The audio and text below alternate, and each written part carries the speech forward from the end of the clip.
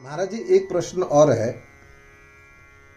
कि राजा परीक्षित को मोक्ष प्राप्त हुआ क्योंकि वो मुमुक्षु थे और उन्होंने अपनी स्वयं व्यक्ति के विचार से वो मोक्ष की साधना की जो भी ढूंढा और उनको भगवत की कृपा से सुखदेव के माध्यम से जो भी कथा से भागवत कथा का श्रवण करके और उनको मोक्ष प्राप्त हुआ, ये भागवत में भी वर्णन है।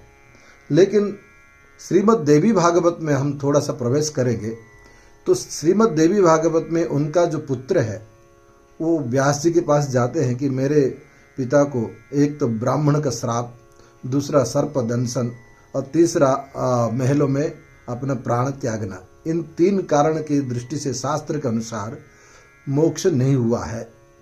तो मुझे मेरे पिता की मोक्ष की प्राप्ति करने के लिए मुझे क्या करना चाहिए? तब व्यास जी ने कहा कि आप श्रीमद् देवी भागवत का श्रवण करो। तो प्रश्न ये उठता है महाराज जी कि पिता कितने भी बड़ा साधक क्यों ना हो, स्वयं साक्षात्कार भगवान का क्यों ना हुआ हो, ये शायद पुत्र को ज्ञान नहीं होता और ना और किसी को भी ज्ञान नहीं होता, स्वतः ही ज्ञान होता है। लेकिन पुत्र का कर्तव्य की दृष्टि से जो जन्मेजय ने जो आयोजन किया श्रीमद् देवी भागवत श्रवण करने का, इसका तात्पर्य क्या है और इससे क्या हमारे समाज को क्या शिक्षा मिलेगा? बहुत अद्भुत प्रश्न है, एक विचारणीय विषय है। यदि व्यास जी ने 18 पुराण लिखे हैं तो लोग क्यों पढ़ेंगे? 18 क्यों पढ़ें? तो फिर एक ही पुराण हो जाए और एक ही पुराण से सब कुछ हो जाता। किंतु इसमें श्रीमद् भागवत का प्रसंग पढ़ने लायक है। वैशंपायन ऋषि ने जन्मेजय से कहा, परीक्षित पुत्र से, कि जन्मेजय तुमने सर्प यज्ञ किया था, क्यों किया था? इसका तात्पर्य ये है कि राजा परीक्षित को सुखदेव जी ने श्रीमद् भागवत का श्रवण करा दिया।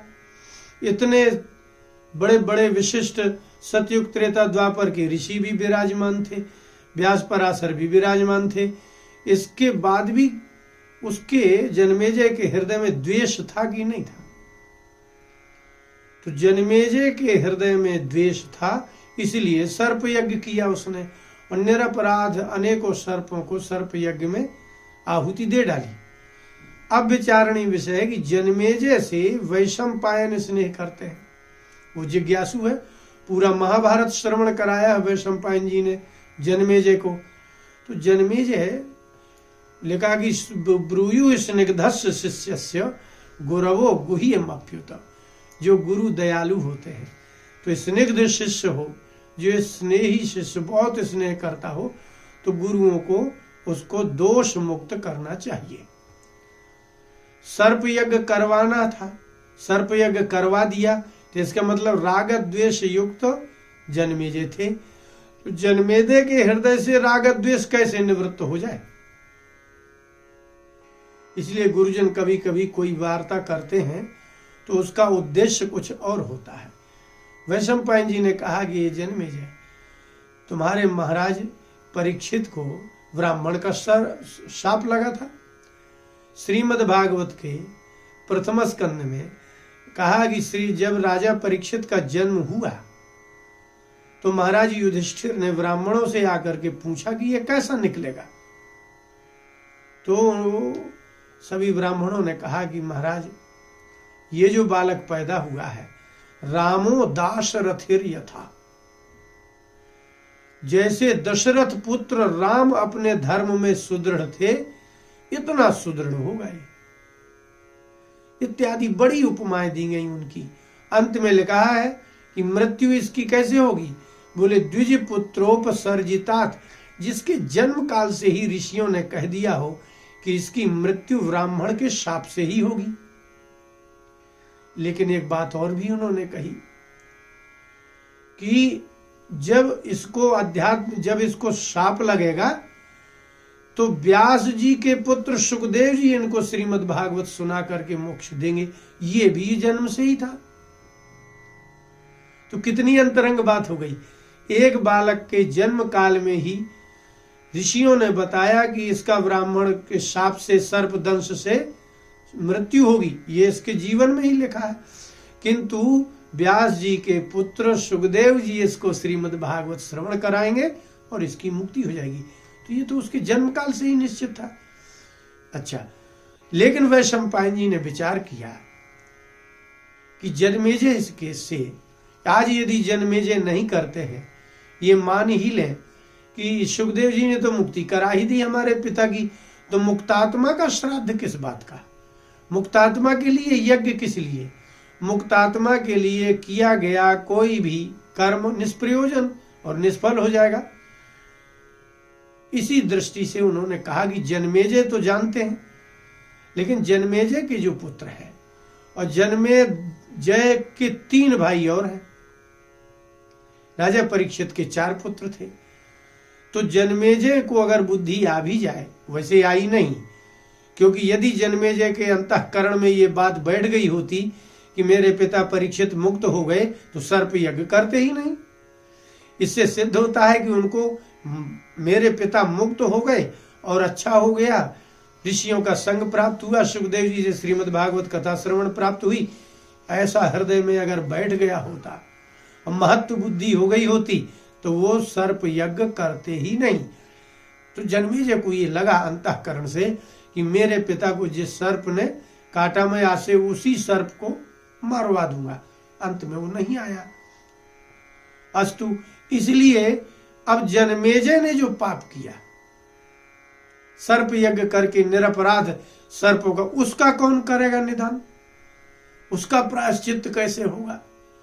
तो वैशंपायन के बड़े स्निग्ध शिष्य हैं वो, तो वैशंपायन जी ने कहा कि तुम्हारे पिता को सर्पदंश से जो मृत्यु हुई, किंतु तुम्हारे अंदर भी बहुत द्वेष है जन्मेजय। अपनी द्वेष की निवृत्ति के लिए और उनकी मोक्ष प्राप्ति के लिए तुम श्रीमद् देवी भागवत का श्रवण करो। तो उनकी मोक्ष, पिता का बहाना लेकर के, पिता को उद्देश्य करा करके श्रीमद् देवी भागवत को प्रसिद्ध करवाना था। जिस कार्य को राजा करते हैं, प्रजा स्वतः ही उस कार्य को करने लगती है, क्योंकि सिद्धांत ये है, भगवान ने कहा कि अर्जुन यद्यदाचरति श्रेष्ठा तत्तद्देवे तरुजना। जो श्रेष्ठ पुरुष आचरण करते हैं वही नीचे के करते हैं। यदि जन्मेजय देवी भागवत श्रवण कर ले, तो ये प्रजा भी देवी भागवत श्रवण करने लगेगी। इस उद्देश्य को देख करके उन्होंने देवी यज्ञ करवाया, देवी मख करवाया। राजा परीक्षित के लिए वो नहीं था। वास्तव में जन्मेजय को जो सर्प यज्ञ का जो दोष लगा था, उस दोष की निवृत्ति होनी थी, क्योंकि राजा परीक्षित का तो मोक्ष हो गया। कहा क्या उन्होंने कि तुम्हारे अभी परीक्षित जी का मोक्ष नहीं हुआ। ये असत्य भाषण नहीं किया उन्होंने, बल्कि ऐसा कह करके पिता को उद्देश्य करके उन्होंने देवी मख करवा दिया, देवी यज्ञ करवा दिया। एक बात। दूसरी बात इससे यह सिद्ध होती है कि महाभारत में प्रसंग है कि शंतनु भीष्म पितामह के जो पिता थे, उनका श्राद्ध करने, शंतनु का श्राद्ध करने भीष्म गए और गंगा तट में शंतनु जी का हाथ निकल आया। भीष्म पितामह से बोले कि तुम हमारा जो श्राद्ध पिंड है ये हमारे हाथ में दे दो। तो भीष्म पितामह ने कहा कि नहीं, मैं आपको हाथ में श्राद्ध पिंड नहीं दूंगा। क्यों? यदि मैं आज आपके हाथ में श्राद्ध पिंड देता हूं, तो जो दूसरे श्राद्ध करने वाले हैं वो ये कहेंगे कि जब तक हाथ नहीं निकल आएगा हम श्राद्ध ही नहीं करेंगे, फिर कोई श्राद्ध ही नहीं करेगा, और सबके हाथ नहीं निकलेंगे। आप पुण्यात्मा है, इसलिए आप प्रकट होकर के हाथ दिखा रहे हैं, अन्य तो नहीं होंगे। इसलिए अदृष्ट विधान कहलाता है, इसको कहते हैं अदृष्ट विधान। नहीं दिखाई देने पर भी, आपके पिता कहीं जन्म हो गया, किसी योनि में हुआ, इस पर ना होने पर भी उसको आपको श्राद्ध को परंपरा से करते रहना चाहिए। तो जन्मेजय से देवी भागवत का यज्ञ करवा करके, पारायण श्रवण करवा करके ये उन्होंने कहा। एक दूसरा और थोड़ा सा श्रवण करने लायक है। भगवान कृष्ण ने नंद बाबा की युक्ति का खंडन किया। नंद बाबा से पूछा कि ये क्यों ये पूजन किसका हो रहा है? तो उन्होंने कहा कि पर्जन्या भगवान इंद्र है। गोवर्धन पूजा में इंद्र तो भगवान पर्जन्य रूप में रहते हैं, हम तो उनका करेंगे। और कहा नंद बाबा ने कि परंपरा का नाश करने वाले कभी सुखी नहीं रहते। लेकिन भगवान ने बड़े तर्क दिए। आज के जो लोग तर्क देते हैं, भगवान ने तर्क दिया कि उसमें इंद्र आदि का क्या लेना देना है। अंत तो गत्वा भगवान ने करके दिखा दिया कि यदि देवताओं का पूजन नहीं किया तो 7 दिन तक इंद्र ने वर्षा की, तो मैं था तो कुछ नहीं हुआ। अगर इसके अतिरिक्त आपने इंद्र आदि देवताओं की अवहेलना की तो इंद्र आपका विनाश ही कर देंगे।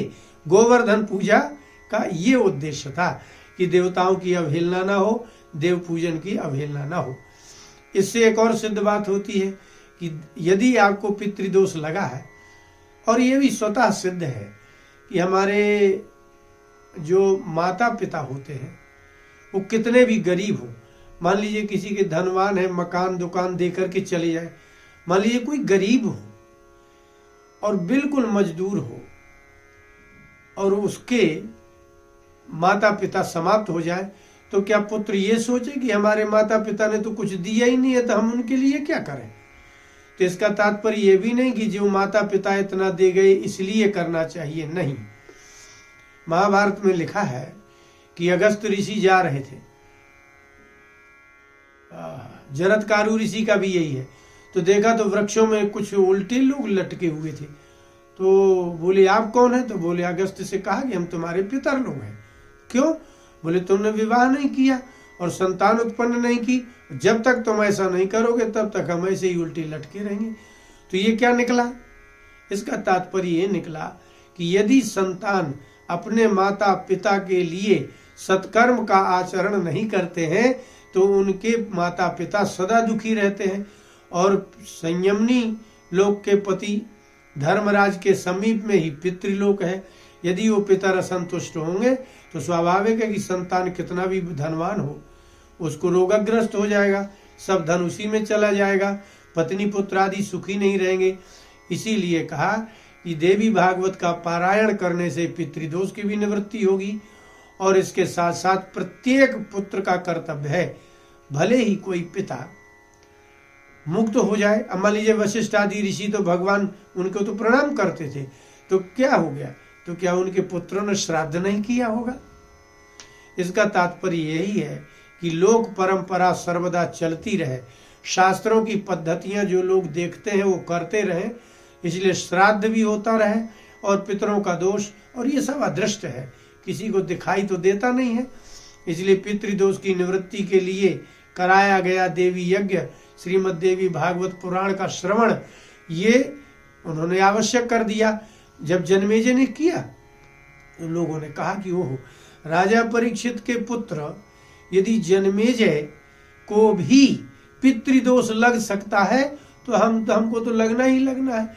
जिनके पिता इतने पुण्यात्मा हों उनके भी पुत्र को उसका पुण्य प्राप्त ना हो करके वो पितृदोष लगा।